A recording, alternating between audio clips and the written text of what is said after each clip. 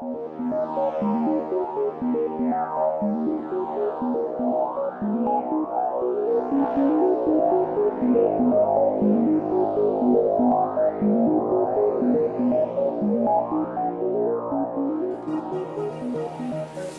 up, YouTube?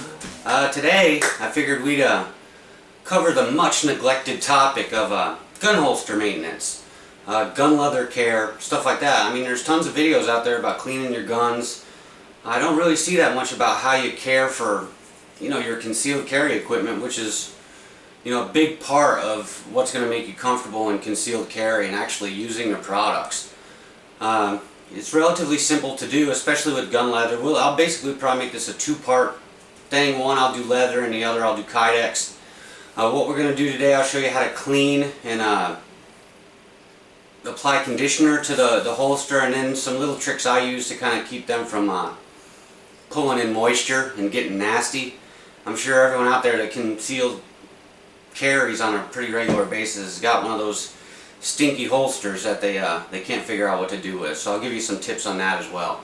But really, it's a big part of what's going on and what's going to make you want to wear that gun. Finding the right holster, making sure it's supple and cared for correctly. So let's get going. Thanks. Alright, so what we have here is one of my outside the waistband concealed holsters for a Springfield XD. You can see this one's been in the storage bin for quite some time. It's pretty dirty. We'll get this bad boy cleaned up and back in service order really quick. The biggest part is really just cleaning them, making sure you're using a product that keeps the leather supple. These things are built to last forever. If you take care of them, it's just like a gun. It's going to last and last and last. Unfortunately, most people think of it as an afterthought and they never really do anything to care for their holsters. So first thing we're going to do is we're going to clean this thing up a little bit and go from there. Now, a big part of what you need to understand is really knowing what you're working with. Like if you're working with gun leather, you need to know it's leather and not a laminate or a conglomerate of different types of material, because that does affect what you're going to use to condition or clean it. I predominantly either use Kydex or 100% pure leather products. I prefer leather just because of the way it feels. Kydex, it definitely has its applications, or a combo of each, leather and Kydex together. So really, this is going to focus predominantly on what you're going to do with real dyed leather. So there's really a ton of ways you could go with this. Something that I've found that works for me is actually Meguiar's Gold Class Leather Wipes cleaner and conditioners that you would get for the leather in your car from the auto parts store. A ton of people are probably going to try and flame and say, oh, you have to use Luxol, you have to use this, you have to use that. I'm just saying, from my personal experience and having this particular holster for about 10 years now, this method seems to work pretty good for me. So, everyone's going to have their own way and everyone's going to have their opinion, but this is an inexpensive, cheap product you can buy locally, and it's worked very, very well for me. So the first thing we're going to do is go ahead and get some of these out, and we're going to spruce this thing up a little bit, get it cleaned up some, and we'll move from there.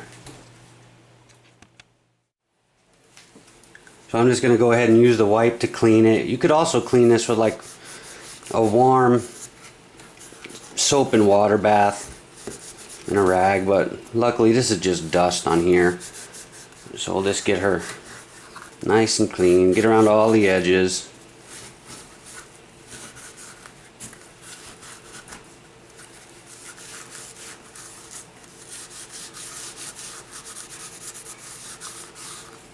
And what I'll do, you see there's actually a pretty good coating on that. I'll let that soak in for a couple minutes before I go and try and dry it off, because I'm really trying to condition as well as clean. I want this soft. The softer the better with gun leather, in my opinion.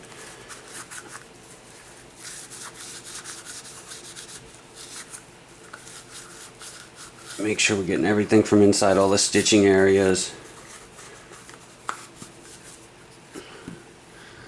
And that's the first step, so we'll go ahead and let that sit for a few minutes and soak in.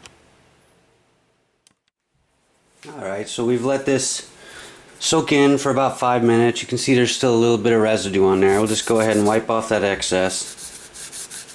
Get it nice and clean.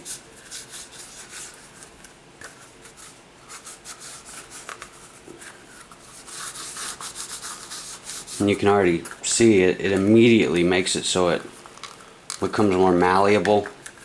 You know, the sweat and salts in your body that get on these cause them to get pretty rigid. You know, and now if you don't catch it quick enough, that's when they start cracking. You start scarring up the outer surface. But so that's it for the cleaning and conditioning. Let me see if I can get you. So I'll just get a good look. You can see how it's kind of smoothed out the grain, kind of loosened everything up like we talked about. You know, nice and easy to move around now.